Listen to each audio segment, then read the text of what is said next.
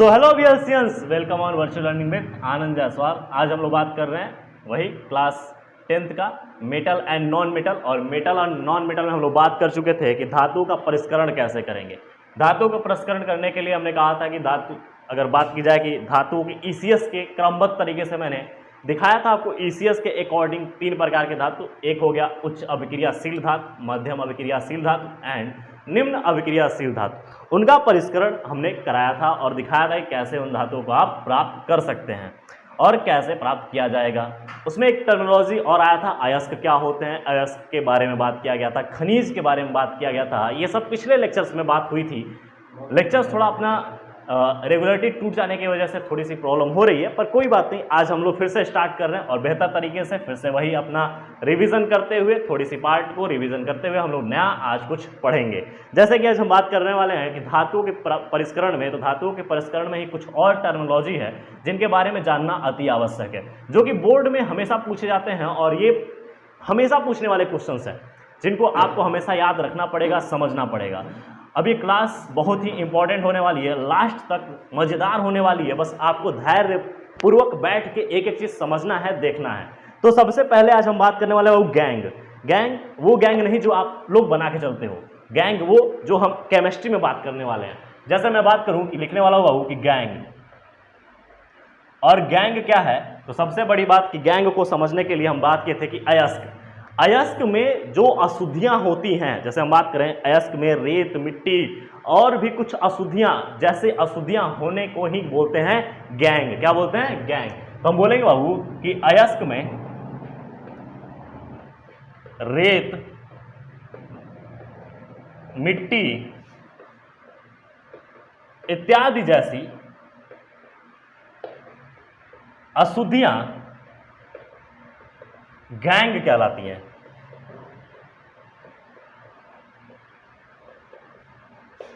समझिएगा, गैंग मतलब हो गई है कि प्रकार की गंदगी, मतलब कि जो अयस्क है। हमने बात किया था कि अयस्क क्या होते हैं, तो अयस्क में हमने बात किया था कि जहां पर अधिक मात्रा में मेटल हो, जहां से मेटल को हम परिष्कृत करेंगे, वो पार्ट हमारा अयस्क कहलाता है। तो अयस्क में ही क्या होंगे? रेत, मिट्टी इत्यादि जैसी अशुद्धियां जो कि गैंग कहलाएंगे।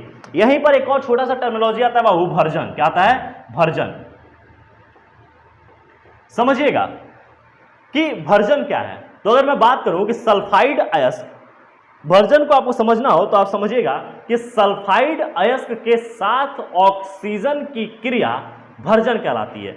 या हम कह दें कि सल्फाइड अयस्क को वायु की उपस्थिति में अधिक ताप पर गर्म करने की प्रक्रिया और इस प्रक्रिया से ऑक्साइड प्राप्त हो, इस प्रक्रिया को भर्जन कहते हैं। तो अगर मैं बोलूं यहां पे कि भर्जन क्या है, तो आप लिखोगे बाबू कि सल्फाइड अयस्क, सल्फाइड अयस्क को अधिक ताप पर वायु के साथ क्रिया कराने पर ऑक्साइड प्राप्त होता है।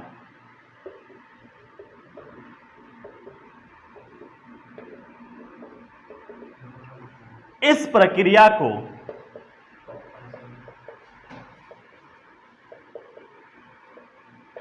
भर्जन कहते हैं। अब भर्जन में हम बात करने वाले हैं सल्फाइड अयस्क। तो सल्फाइड अयस्क बाबू जो होते हैं माध्यम अभिक्रियाशील धातु होते हैं। क्या होते हैं? माध्यम अभिक्रियाशील धातु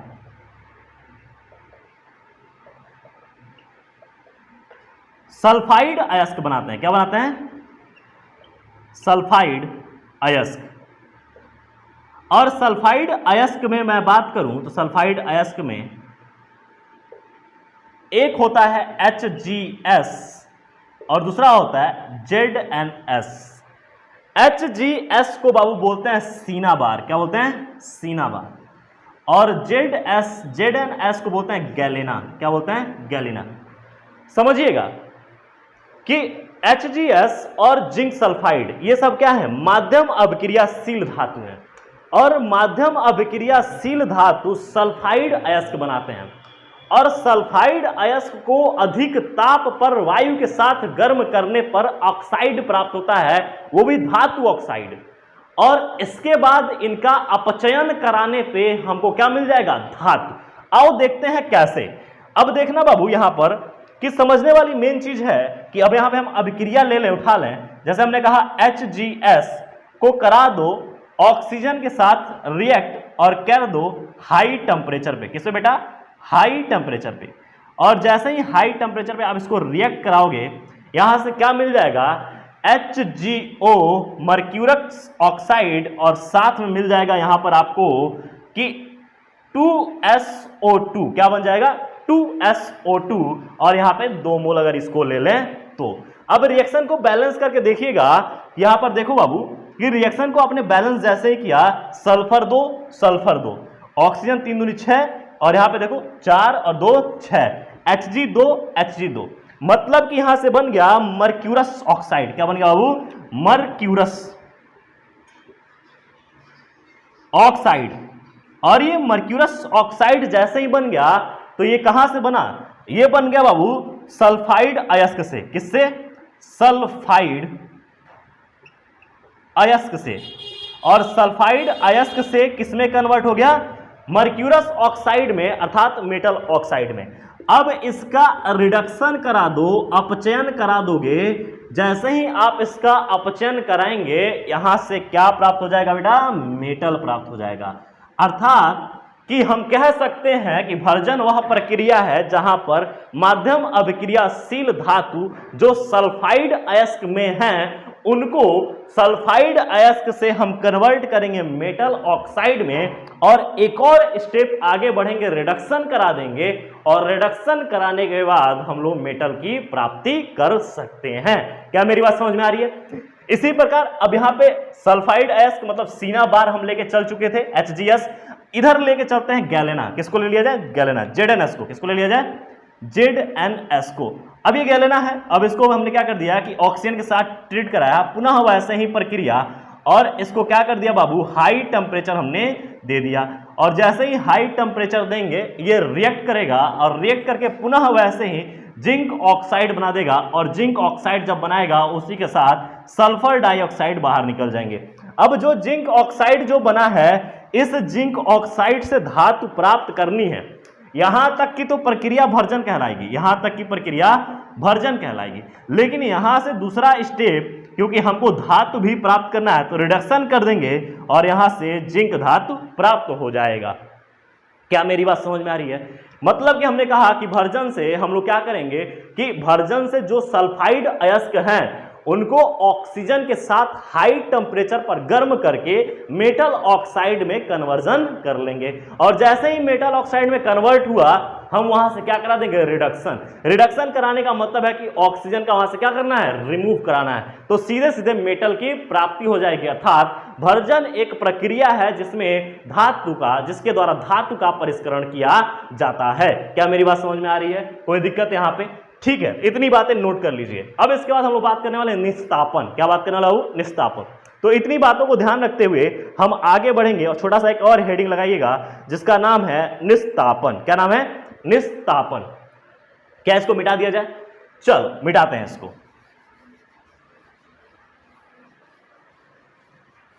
देखो, इस चैप्टर का अंत चल रहा है और कहा जाता है कि अंत भला तो सब भला। तो अगर आपको अंत समझ में आ गया तो हमको लगता है कि चैप्टर आप पकड़ लिए हो, और अंत ही मेजर होता है कि अंत भला तो सब भला। बात समझ में आ रही है कि यहां पे एक चीज आपको देखना है, और देखते हुए आपको हमने कहा कि एक छोटा सा हेडिंग लगाइए। उस हेडिंग का नाम है निस्तापन। क्या नाम है बाबू? निस्तापन। अच्छा, निस्तापन किसकी अभिक्रिया होगी? कार्बोनेट की अभिक्रिया। किसकी? कार्बोनेट की अभिक्रिया। जब कार्बोनेट अयस्क को सीमित मात्रा में ऑक्सीजन देके और सीमित मात्रा में टेम्परेचर पे, मतलब कि एक मिनिमम टेम्परेचर पे इसको गर्म किया जाता है, तो सिंपल सी बात है कि उसमें भी मेटल ऑक्साइड और कार्बन डाइऑक्साइड प्राप्त होता है। जैसे कि मान लो कि हम कहें निस्तापन, तो लिखोगे वह प्रक्रिया जिसमें कार्बोनेट अयस्क, बेटा वहां पे बात किए थे किसके बारे में? सल्फाइड अयस्क के बारे में, यहां पे कौन सा है, कार्बोनेट अयस्क को सीमित मात्रा में ऑक्सीजन के साथ या सीमित मात्रा में एयर के साथ सीमित या बोला जाए कि फिक्स टेम्परेचर पे गर्म किया जाता है, तो metal oxide plus carbon dioxide प्राप्त होता है। समझिएगा बाबू, यहां पर भी हम लोग पुनः वही प्रक्रिया दोहरा रहे हैं और इस प्रक्रिया में हमने बोला कि सीमित वायु में और यहां पे अधिक ताप, या बोला जाए कि यहां पर एक चीज आपको देखना पड़ेगा कि फिक्स टेम्परेचर बोल दो या बोल दो कि अधिक ताप, और अधिक ताप पर गर्म किया जाता है। तो सीमित, एक चीज ध्यान रखना कि सीमित मात्रा में क्या है, ऑक्सीजन, और यहां पर जो हम लेंगे वो कैसा है, कार्बोनेट अयस्क, जिसको हम बोलेंगे zinc carbonate, ZnCO3। Zinc carbonate को हमने कहा कि एयर, एक कंटेनर में लिया जहां पे एयर ले लिया, और यहां पर हमने कहा कि हाई टेम्परेचर लेंगे, लेकिन एयर का फिक्स्ड अमाउंट लेंगे। क्या लेंगे, फिक्स्ड अमाउंट, कि ज्यादा दिक्कत भी ना करे। और जैसे ही हम इसको क्रिया कराएंगे बाबू, ये बन जाएगा ZnO और साथ में मिल जाएगा कार्बन डाइऑक्साइड। अब देखा ना, यहां पर जो मिला, ये मिला मेटल ऑक्साइड। क्या बन गया बाबू, मेटल ऑक्साइड। और अभी हम पढ़ के आए हैं कि भर्जन में भी यहां तक की प्रक्रिया चल रही थी, लेकिन भर्जन में क्या था, सल्फाइड अयस्क, यहां पर क्या है, कार्बोनेट है। क्या है, कार्बोनेट अयस्क है। और इस कार्बोनेट अयस्क का फिक्स्ड एयर के साथ हाई टेम्परेचर पर रिएक्शन हुआ, मेटल ऑक्साइड मिल गया और कार्बन डाइऑक्साइड मिल गया। क्या यहां से हम धातु प्राप्त कर लेंगे, कहोगे जी सर, क्या कराना पड़ेगा, यहां पे रिडक्शन कराना पड़ेगा। क्या करना पड़ेगा बाबू, रिडक्शन, अपचयन। क्या कर दें, अपचयन। जैसे ही अपचयन करेंगे कि ऑक्सीजन बाहर निकल जाएगा और धातु मेरे पास सीधे सीधे बच जाएगा। रिडक्शन का मतलब होता है बाबू ऑक्सीजन का बाहर त्याग करना। देखो मजेदार चीज चल रही है कि मतलब निस्तापन वह प्रक्रिया है जिसमें कार्बोनेट अयस्क, ऐसे पकड़ लो कि कार्बोनेट अयस्क को सीमित मात्रा में O2 के साथ हाई टेम्परेचर पर गर्म किया जाता है। तो क्या प्राप्त होता है, metal oxide plus carbon dioxide प्राप्त होता है। जबकि वहां पे सल्फर डाइऑक्साइड प्राप्त हो रहा था, वहां पर भी मेटल ऑक्साइड बन रहे थे, लेकिन वो सिर्फ और सिर्फ भर्जन किसके लिए लागू होता है, ध्यान रखिएगा, सल्फाइड अयस्क के लिए। और ये किसके लिए लागू होगा, कार्बोनेट अयस्क के लिए। और जैसे ही हमने कहा मेटल ऑक्साइड बन गया, मेटल ऑक्साइड बनने के बाद रिडक्शन करा दिया गया, और रिडक्शन से क्या हुआ, अपचयन से जिंक का बाहर होना दिखाई दे दिया। अब तुम कहोगे सर इसका एक अलग से रिएक्शन पढ़ा दीजिए अपचयन का।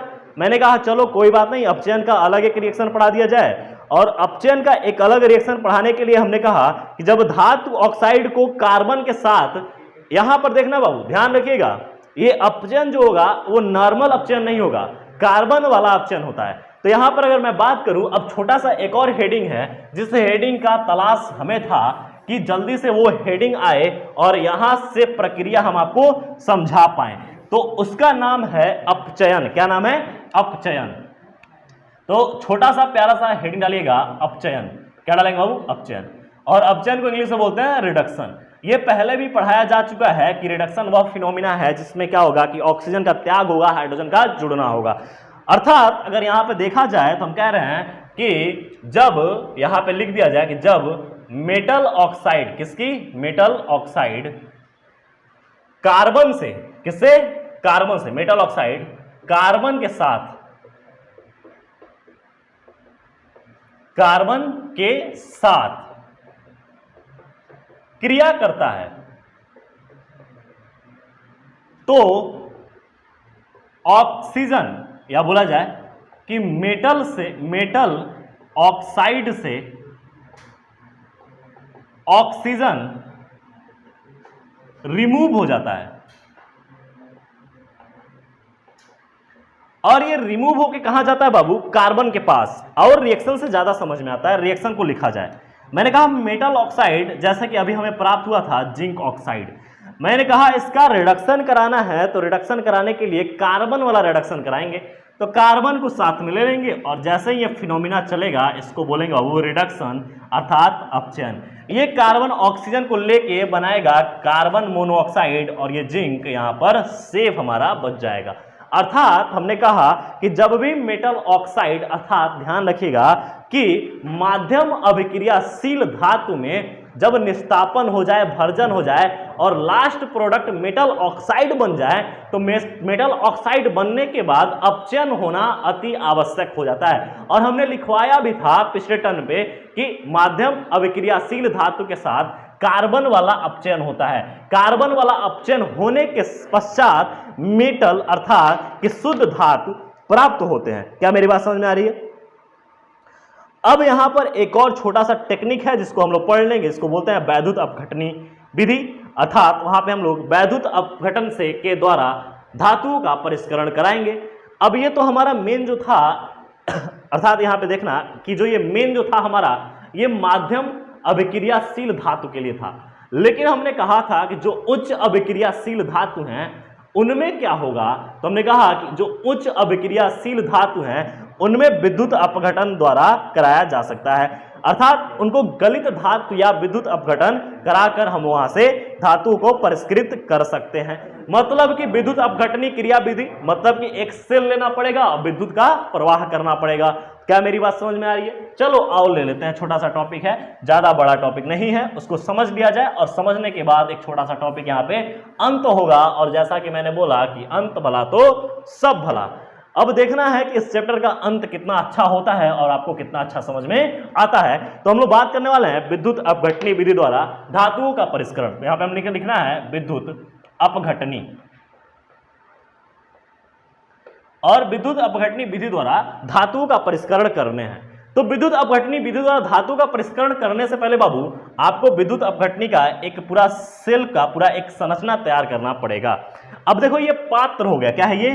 पात्र है। इस पात्र के अंदर सारी क्रियाविधि होंगी और यहां पर अगर मैं बोलूं कि एक रॉड ले लूं एनोड, ये भांति व्यवहार करने वाला है बाबू एनोड के। कैसा? एनोड। और एक मैं रॉड ले लूं जिसका नाम ले लूं कि कैथोड। क्या है बाबू? ये कैथोड। तो इस प्रकार कैथोड और एनोड की रॉड ले ली गई। और विद्युत अपघटनी विधि है तो यहाँ पे धारा का प्रवाह होना अति आवश्यक है और बिना धारा के प्रवाह के तो ये कार्य होगा नहीं। तो अगर हम बात करें कि इसमें पहली बात की द्रव भी रखेंगे और द्रव कैसा लेंगे? अम्लीय कॉपर सल्फाइड का विलय ले लिया जाए। तो यहाँ पे आप यहाँ पर ले लो बाबू कि यहाँ पे अगर हम बात करें कि इसमें जो विलयन है थोड़ा नीला होता है, परंतु कोई बात नहीं, हम क्या कर रहे हैं कि हरे से दिखा रहे हैं। ये क्या है? कॉपर सल्फेट का अम्लीय विलयन। अम्लीय विलयन मतलब कि H2SO4 भी इसमें घुला हुआ है। अर्थात कह सकते हो कि कॉपर सल्फेट का अम्लीय विलयन है। कैसा है ये? अम्लीय विलयन। और अम्लीय विलयन का मतलब ये विद्युत अपघट्य है। क्या है बाबू? ये विद्युत अपघट्य है। और इस विद्युत अपघट्य में हमने कहा कि दो इलेक्ट्रोलाइट्स रॉड्स डाले गए हैं। एक है एनोड और एनोड का टर्मिनल है पॉजिटिव और कैथोड का टर्मिनल है निगेटिव। अब समझिएगा कि जैसे ही यहां पर अगर हम बात करें कि धारा प्रवाह करेंगे, धारा प्रवाह करते ही यहां पर कुछ चीजें होने लगेंगी और यहां पर जो एनोड है इस एनोड से कॉपर टूट कर निकलने लगेगा। और जैसे ही टूट कर निकलेगा, क्यों निकलेगा? क्योंकि एनोड पर कॉपर की अशुद्धियां हैं। अब जितना कॉपर यहां टूट कर निकलेगा उतना ही कॉपर इस कैथोड पर जाके जमा हो जाएगा। अर्थात कि इस एनोड पर अशुद्धियां हैं, करंट का बहाव होने के कारण इस एनोड पर से कॉपर का टूटना हो रहा है और टूट कर जितना कॉपर टूटेगा उतना ही जाकर कॉपर कैथोड वाले रॉड पर जमा हो जाएगा। तो हम कहें कि एनोड पर, या बोला जाए कि एनोड जो है उस एनोड पर क्या है? इम्प्योर कॉपर है। क्या है बाबू? Impure copper. और जो कैथोड है उस कैथोड पर क्या है? प्योर कॉपर है।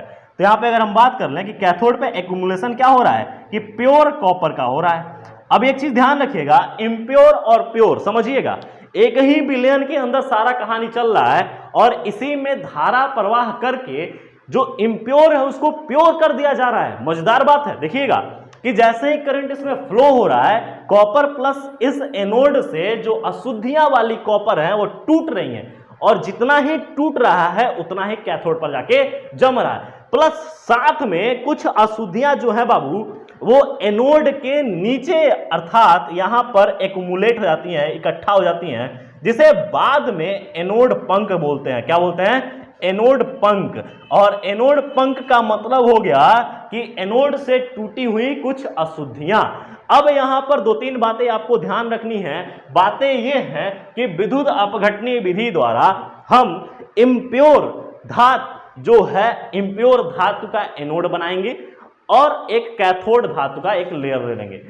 अब यहां से इम्प्योरिटी वाले एनोड से कॉपर टूटेगा, उस विलयन में जाएगा और उसी विलयन से उतना ही कॉपर क्या हो जाएगा? एक्युमुलेट हो जाएगा कैथोड पर। यह पूरी प्रक्रिया विद्युत अपघटनीय विधि कहलाती है। और इस विद्युत अपघटनीय विधि द्वारा हम क्या कर सकते हैं? धातु का अर्थात कॉपर वाले धातु का परिष्करण हम लोग कर ले सकते हैं। यहां पर कर भी लिया गया। और जो ये नीचे मड इकट्ठा हुआ, इस मड को बोलते हैं एनोड पंख। क्या बोलते हैं? एनोड पंख।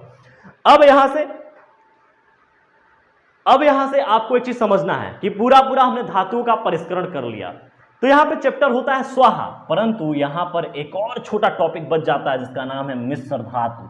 अब उस मिश्र धातु को हम पढ़ाएंगे छोटे से लेक्चर्स में, जिसको आपको बेसब्री से इंतजार करना पड़ेगा। और वो बहुत इंपॉर्टेंट टॉपिक हो जाता है मिश्र धातु, जब बोर्ड में पूछ दिया जाता है। तो तब तक के लिए इतना संभालिए, मिलते हैं नेक्स्ट क्लास में। Okay, bye bye, tata, see you, thank you बेल्जियंस।